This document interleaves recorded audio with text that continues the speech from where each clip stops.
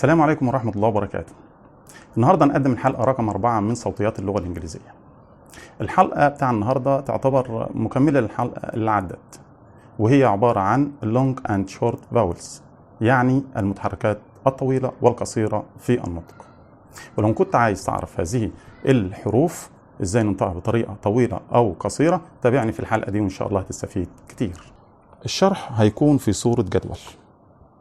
الخانة الأولى هيكون الحرف، والخانة الثانية هيكون الرمز، والخانة الثالثة هي الكلمات الدالة على الحرف والرمز الصوت بتاعه.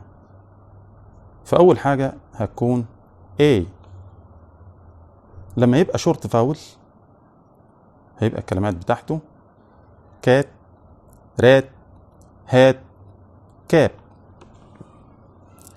تاني حرف هو E.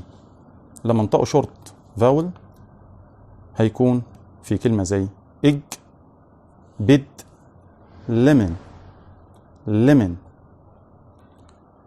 آي الرمز بتاعه زي ما انتم شايفين كده، وكلمة تدل عليه كلمة ميلك، كيتن. الحرف اللي بعده أو.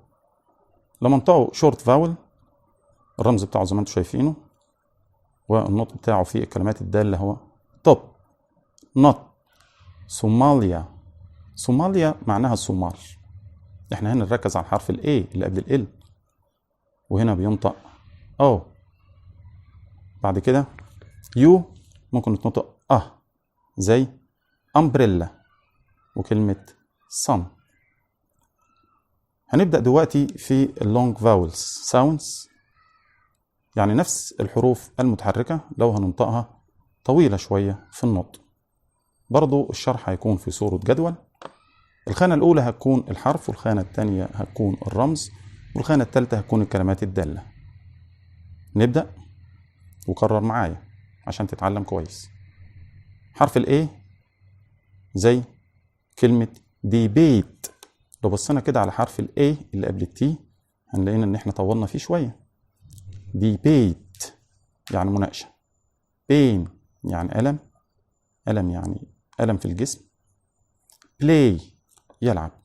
الحرف الثاني هو E، الرمز بتاعه I وبعديها نقطتين، معناها بيقول لي طول شوية في نطق هذا الحرف، زي كلمة ميت، بيتش، بيت.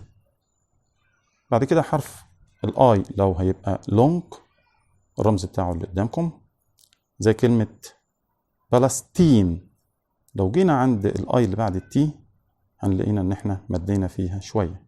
بعد كده بايك، لايك. الحرف اللي بعد كده الأو، أو زي كلمة هوم، أوت، أوت، أوت يعني شوفان. بيلو، بيلو. الأو دبليو نطقة الصاد اللي هو أو طويلة. بعد كده حرف اليو لما يبقى طويل بنكتب اليو بعدها نقطتين، معناها إن أنا لازم أمد الصوت وأطوله في الكلمة، زي كلمة يونت يعني وحدة، يونيفرستي يعني جامعة، كيوت يعني لطيف أو جميل، فروت يعني فاكهة. ما أقولش فروت، لا أقولها فروت. سودان، سودان يعني السودان، اليو هنا طويلة. في نهاية الحلقة دي أتمنى أن يكون الموضوع عجبكم جدا، ولو كنتوا استفدتوا منه اعمل لي سبسكرايب ولايك وشير. والسلام عليكم ورحمة الله وبركاته.